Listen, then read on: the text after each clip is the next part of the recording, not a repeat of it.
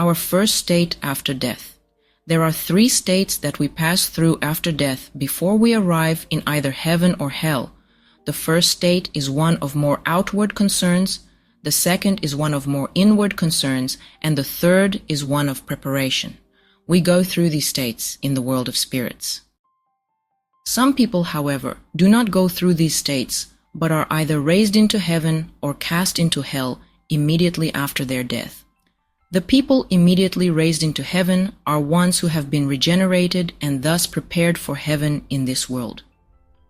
People who have been regenerated and prepared to this extent need only to slough off their natural uncleanness along with their bodies, and are immediately taken into heaven by angels. I have seen people taken up an hour after their death. On the other hand, people who have been profoundly malicious but have outwardly worn a guise of goodness, people who have therefore filled their malice with guile and used goodness as a means of deception, are cast directly into hell. I have seen people like this cast into hell immediately after their death. One of the most deceitful went head first and feet last. For others, it is different. There are also people who are sent off into caves right after their death, and in this way are segregated from people in the world of spirits. They are alternately brought out and sent back in. These are people who have treated their neighbors maliciously under the pretext of civic behavior. There are few such people, though, compared to the number of people who are kept in the world of spirits and prepared there for either heaven or hell according to the divine plan. As to the first state, the state of more outward concerns, we arrive in this immediately after our death. Everyone has more outward and more inward aspects of the spirit. We use the outer aspects of our spirit to adapt our bodies in the world, especially our faces, speech, and behavior, to our interactions with other people. The more inward aspects of our spirit are the ones proper to our intentions and consequent thought, which rarely show in our faces, speech, and behavior.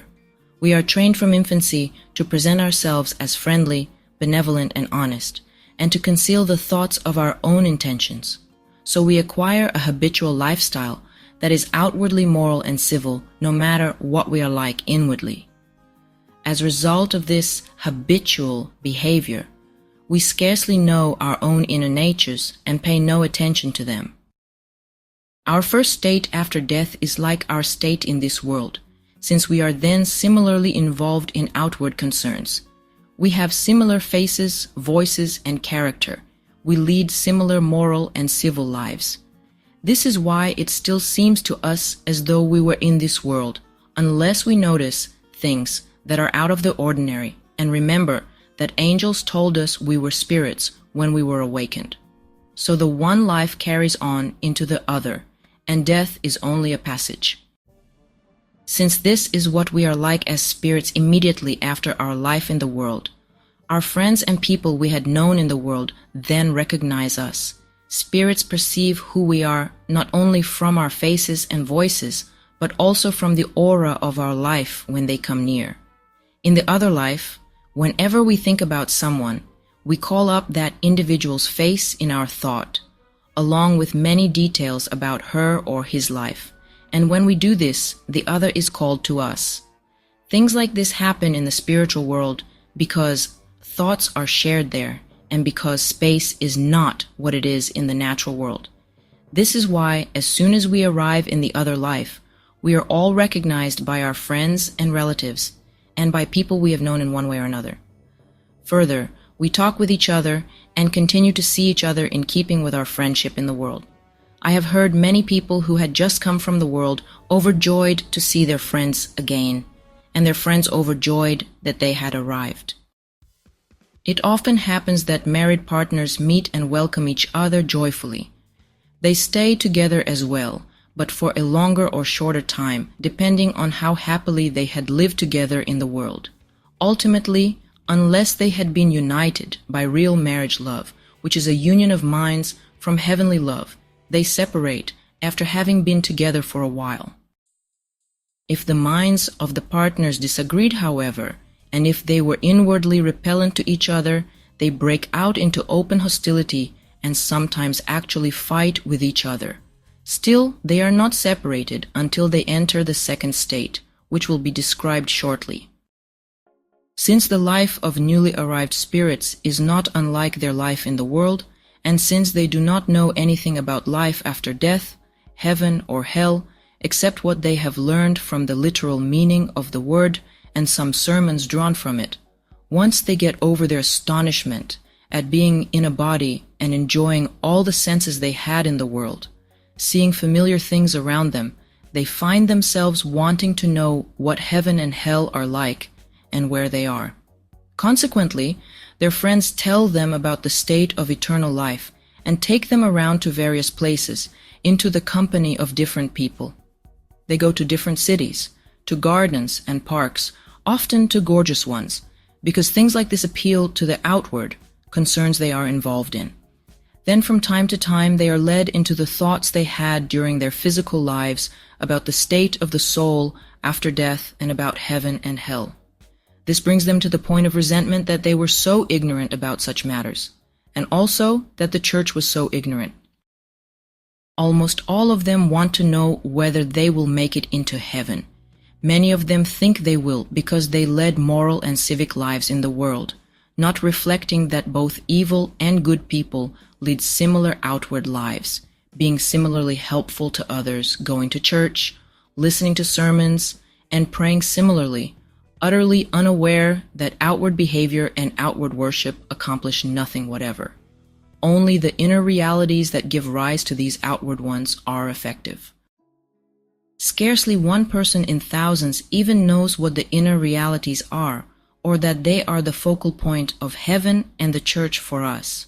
Even fewer realize that the quality of our outward actions is determined by the quality of our intentions and thoughts and the love and faith within them, from which our actions arise.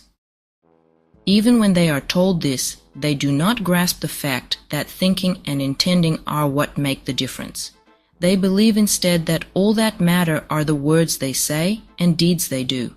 Many of the people who are coming into the other life from the Christian world are like this nowadays. Eventually, good spirits examine them to determine their nature. This is done in various ways because in this first state, evil people can say true things and do good things just the way good people do. As I have already explained, this is because they have lived just as morally in outward form because they were living under governments and laws, and because this gained them a reputation for fairness and honesty, won people over to them, and raised them to high office and wealth. However, one can tell evil spirits from good ones, particularly by the fact that the evil ones pay close attention when the conversation is about external concerns, and little attention when it is about more inward matters, about the true and good principles of the church and heaven. They do hear such things, but without any real attention or pleasure. One can also identify them by the fact that they consistently turn towards certain regions, and when they are left to themselves, follow paths that lead to them. One can tell what love is leading them from the regions they face and the paths they follow. All the spirits who arrive from the world are put in touch with some community in heaven or some community in hell.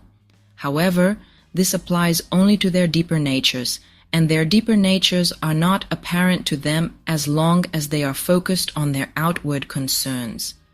This is because their outward concerns cloak their inner ones, especially for people more deeply involved in evil. However, they come out in the open when they arrive in the second state, because there their deeper levels are opened and their outer ones become dormant. This first state after death lasts a few days for some people, months for some, and a year for some, but rarely more than a year for anyone. The difference for particular individuals depends on the harmony or discord between their inner and outer natures. These inner and outer natures must act as one and correspond for everyone. No one is allowed to think and intend one way and speak and act another way in the spiritual world.